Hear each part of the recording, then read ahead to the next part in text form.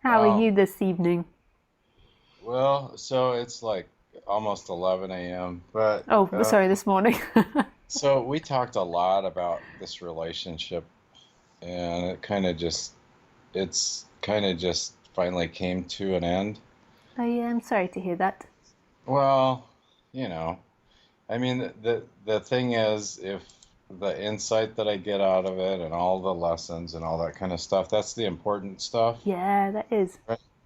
Yeah. So much so. I mean, I know you had said something within us like knows what's there and kind of goes there maybe for the lesson itself, Yeah. but it revealed a lot of stuff about me that I really needed to look at, because when I came out of my marriage, then I kind of jumped into this one and kind of the same behavior, so a lot of codependency to on my part, to like so yeah, a whole bunch of that going on. So it's really good to look at. Yeah. Yeah, Nice. just a ton. And then I talked to my AA sponsor yesterday, and he kind of gave me a more clear insight into it. So that was good. Yeah. And And yeah, how do you feel? Like what's happening in your body?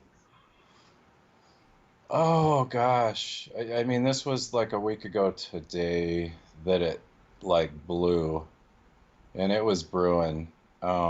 So how does my body feel? It's better than it was, and I can see a lot more clearly in my mind, like the whole picture, you know. I see all the good in it, but I also see the not good, the sick part, the Mm. sick on my end part, and then he kind of explained to me the sick part, coming from her end, which I knew there was some, but I wasn't like seeing everything because I was so engaged in it. I'm coming out of marriage, and I jump into something, and it's a hell of a lot better, or so it seems, to what I was in. So, Yeah.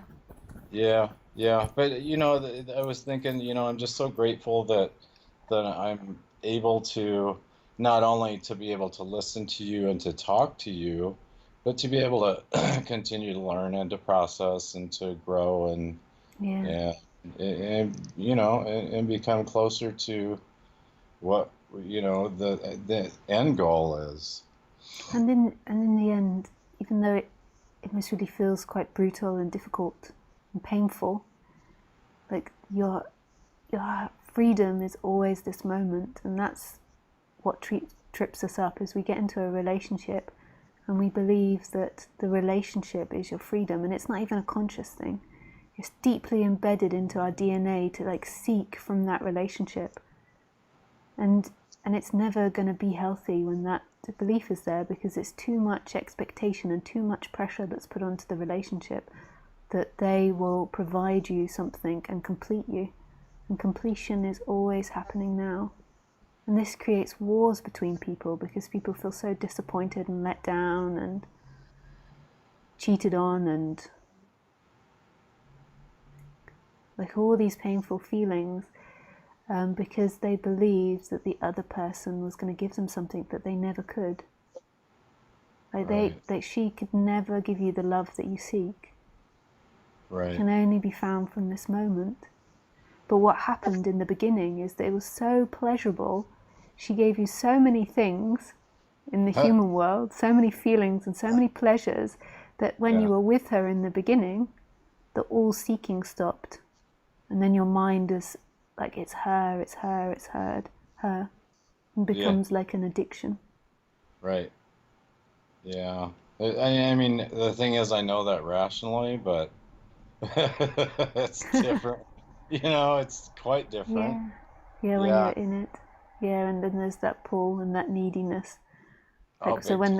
when there is the codependency, it's like there's such a neediness for their validation, their love, their approval, and then you begin to stop following your flow, and everything becomes about them.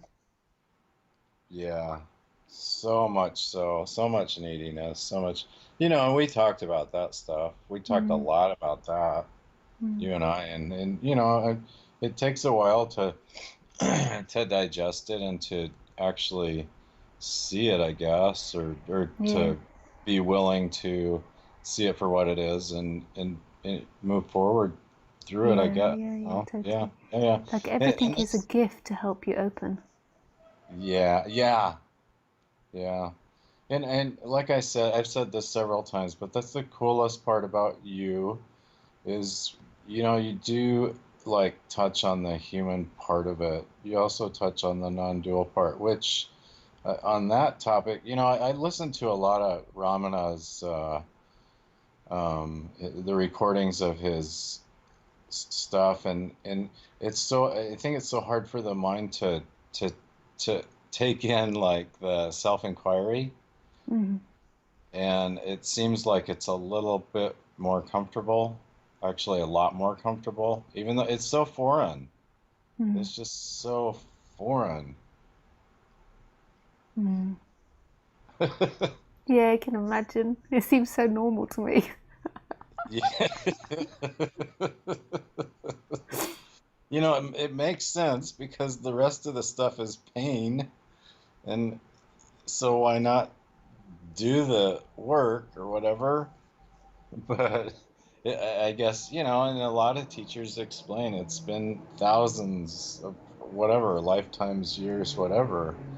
So, Yeah, it's so elusive that it feels like you are looking out of these eyes now and that you're speaking.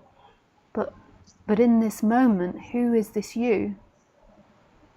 Like who are you? And you can just answer that. Like you don't have to answer it intellectually from what you've learned. You can just answer it from your experience in this moment. Like who is it that's speaking to me? Or what is it that's speaking to me?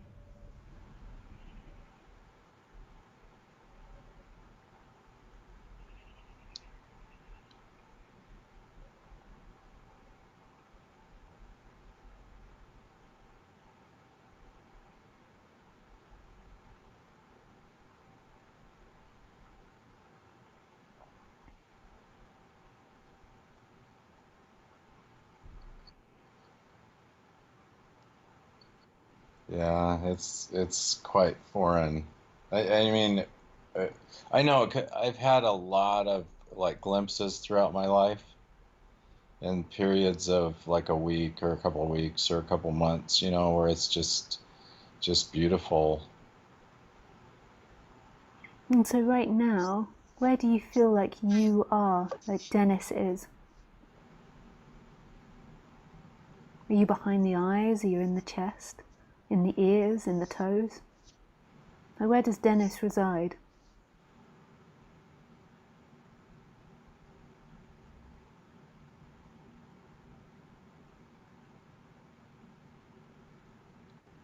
I don't think I can pick like a particular point.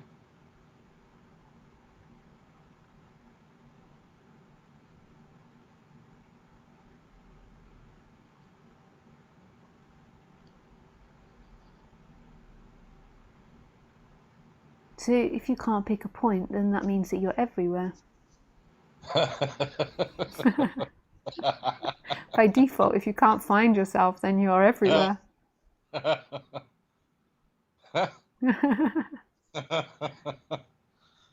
Yeah.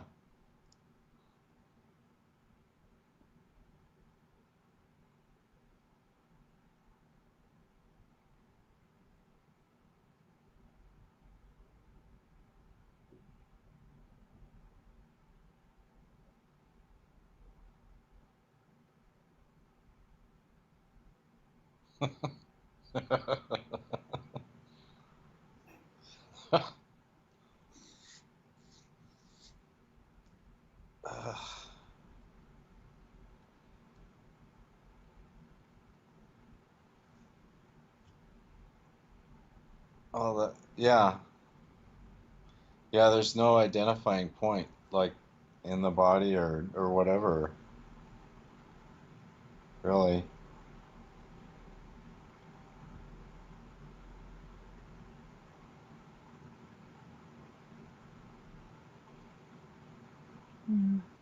So it means that you're nowhere.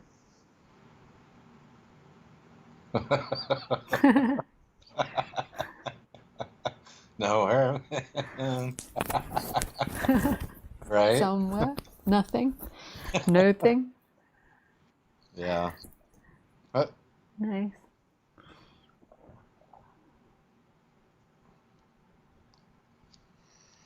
yeah, I noticed you're booked up till like November. Oh yeah, yeah. Yeah. Is your waiting list really long? No, no, I've just cleared it actually. I think there's only a couple of people on it now. Oh, I had okay. some space come up, so I managed to Oh, clear okay. it. So if you do find something, how would I be notified? Like email? I'd email you. I'd email you. If you just send me a message about that on Skype afterwards, just to remind me to put you onto the list. I just don't have a very good memory these days. Okay. I've never had a Um, great memory, but it's got worse.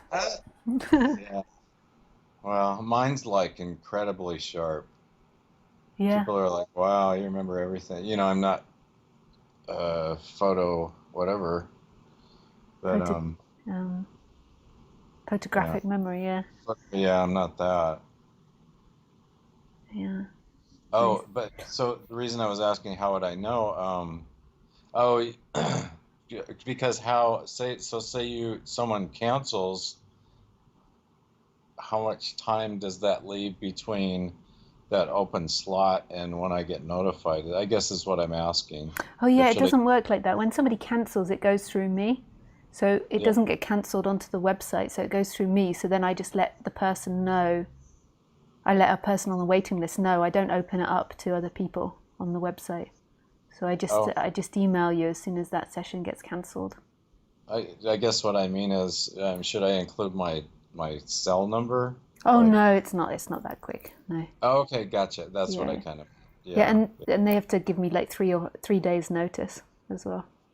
Ah, gotcha. Okay, Yeah. cool, cool, Nice. cool. Thanks, Thank you so Dennis, for calling. much. Yeah, lots of love. Peace. Bye. Yeah. Have a great day. Thanks. Bye. Thanks.